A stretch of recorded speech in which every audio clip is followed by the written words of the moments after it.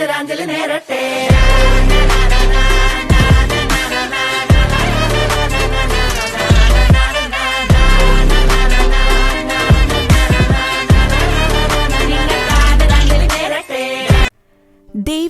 ആലയത്തെക്കുറിച്ചുള്ള തീക്ഷ്ണത എന്നെ വിഴുങ്ങിക്കളഞ്ഞു എന്ന് ആരെപ്പറ്റി വിശുദ്ധ ഗ്രന്ഥം പരാമർശിക്കുന്നുവോ ആ ക്രിസ്തുവിന്റെ അനുയായികളായ ക്രിസ്ത്യാനികൾക്കും മനഃപൂർവ്വമായാലും അല്ലെങ്കിലും കാട്ടിക്കൂട്ടുന്ന ചില പ്രഹസനങ്ങൾ കണ്ടില്ലെന്ന് നടിച്ച് ക്രൈസ്തവരുടെ വിശുദ്ധ സ്ഥലങ്ങളിലെ ദൈവനിന്ദകൾ ഇനിയും അനുവദിച്ചു തരാൻ സാധിക്കുകയില്ല.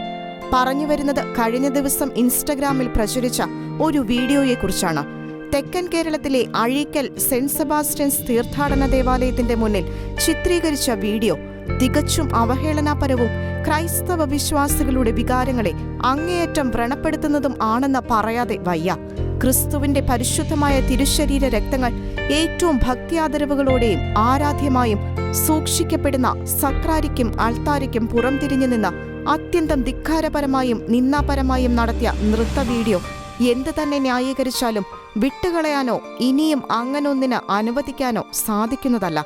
ഇടവക വികാരിയുടെയോ കമ്മിറ്റി അംഗങ്ങളുടെയോ യാതൊരു അനുമതിയും വാങ്ങാതെ ആളില്ലാത്ത സമയത്താണ് വീഡിയോ പകർത്തിയതെന്നും വീഡിയോ ചിത്രീകരിച്ചവർക്കെതിരെ പോലീസിൽ പരാതി നൽകിയിട്ടുണ്ടെന്നും തുടർ നടപടികൾക്കായി കാത്തിരിക്കുകയാണെന്നും ഇടവക വികാരി ഫാദർ ഫിൽസൺ ഷെക്കേന ന്യൂസിനോട് പ്രതികരിച്ചു. നമ്മുടെ കൊല്ലം രൂപതയിലെ അഴീക്കൽ സെന്റ് സെബാസ്റ്റ്യൻ പള്ളിയിലാണ് സംഭവം. അതായത് നമ്മുടെ കഴിഞ്ഞ ജനുവരിയിൽ അതിന്റെ ആശീർവാദ കർമ്മം കഴിഞ്ഞപ്പോൾ ഒരുപാട് ആളുകൾ അതിന്റെ ചില രൂപങ്ങളുടെ പ്രത്യേകതകളും പള്ളിയുടെ പ്രത്യേകതകളും ലാൻഡ്സ്കേപ്പ് ഒക്കെ വെച്ച് ഒരുപാട് ആളുകൾ പള്ളി പുറത്തുനിന്ന് കാണാൻ വരുന്നുണ്ട്.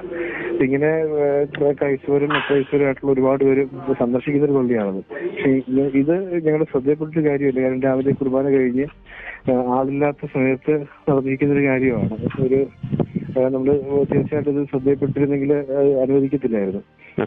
ഇത്തരത്തിലുള്ളൊരു സിനിമ പാട്ടാണ് ഉപയോഗിച്ചിരിക്കുന്നു തോന്നുന്നു. പിന്നെ അതുപോലെ തന്നെ അതിന്റെ വസ്ത്രധാരണം അല്ലെങ്കിൽ അതിന്റെ ആ ഒരു ഡാൻസിന്റെ രീതിയോ അത് സത്യമായിട്ട് തോന്നുന്നില്ല. അത് വിശ്വാസികൾക്കും ബുദ്ധിമുട്ടുണ്ടായിട്ടുണ്ട്. യഥാർത്ഥത്തില് സോഷ്യൽ മീഡിയ വന്നു കഴിയുമ്പോഴാണ് ഞങ്ങളും ഇങ്ങനൊരു സംഭവം ഉണ്ടായതായിട്ട് അറിയുന്നത്. ആരും ഇങ്ങനൊരു സംഭവം ആരും അനുവാദത്തിന് വന്നിരുന്നേ ഒന്നും കൊടുക്കത്തില്ലായിരുന്നു. ഇനിയും ഇത്തരത്തിലുള്ള സംഭവം ആവർത്തിക്കപ്പെടാതിരിക്കാൻ വേണ്ടി ഏതൊരു നിയമ നടപടിക്ക് ഞങ്ങൾ പോയിട്ടുണ്ട്. ഞങ്ങൾ പോലീസ് സ്റ്റേഷനിൽ കംപ്ലൈന്റ് കൊടുത്തിട്ടുണ്ട്. ഞാൻ മുമ്പോട്ടുള്ള നടപടികൾ വെയിറ്റ് ചെയ്യുകയാണ്. ഞാൻ ഇത്തരത്തിലുള്ള ഷൂട്ടിംഗ് കമ്മിറ്റി കാര്യങ്ങൾ അനുവദിക്കത്തില്ല എന്ന രീതിയിൽ ഒരു ബോർഡ് വെക്കാനായിട്ട് കമ്മിറ്റി തീരുമാനിച്ചിട്ടുണ്ട്. അടിയന്തരമായിട്ട് ഇങ്ങനെ കമ്മിറ്റി വിളിച്ചു കൂട്ടിയിട്ടുണ്ട്.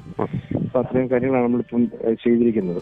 കലാവികസനത്തിന്റെയും വിനോദത്തിന്റെയും ആവിഷ്കാര സ്വാതന്ത്ര്യത്തിന്റെയും പേരിൽ ക്രൈസ്തവരുടെ പുണ്യസ്ഥലങ്ങളിൽ എന്തും ചെയ്യാമെന്ന പ്രവണത പുതിയ ട്രെൻഡായി മാറ്റാനുള്ള ശ്രമങ്ങൾക്കെതിരെ ക്രൈസ്തവർ സംഘടിതമായി ഇനിയും പ്രതികരിക്കുക തന്നെ ചെയ്യും.